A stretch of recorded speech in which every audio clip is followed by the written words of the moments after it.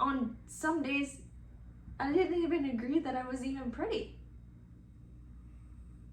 I hated myself so much. And it took until probably only a few months ago for me to start really loving myself.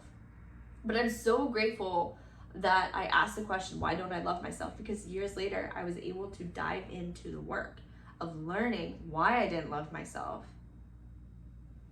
and how I can start loving myself. And when I didn't love myself, when I didn't address my anxieties, when I didn't address my sources of depression, when I didn't address and dive into the shadow work of uncovering why I had so much anger and rage and fear and anxiety all festering inside me,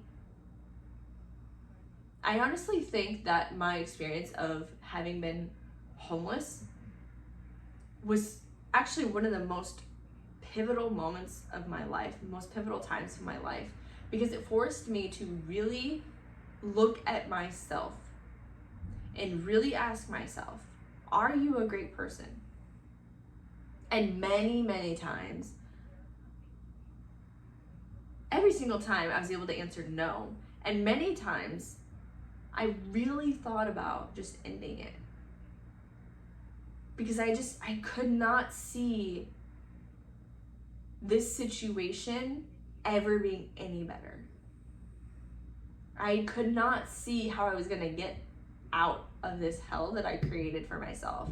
And I hated myself so much for getting myself here and having my family brought with it. I thought I was the worst person ever. So many people were angry at me for the things that I had been doing and things that I had done.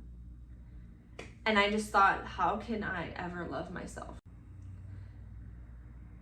And honestly, it took one, acknowledging the things that I do like about myself. Even though I couldn't see myself being that person at that time that was doing the things that I ever liked and enjoyed about myself, I had to really dig deep.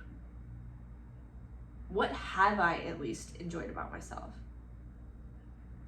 And then the second was starting to program myself to think differently. I thought this was the most hideous thing and I hated it for so long and I avoided it like the plague.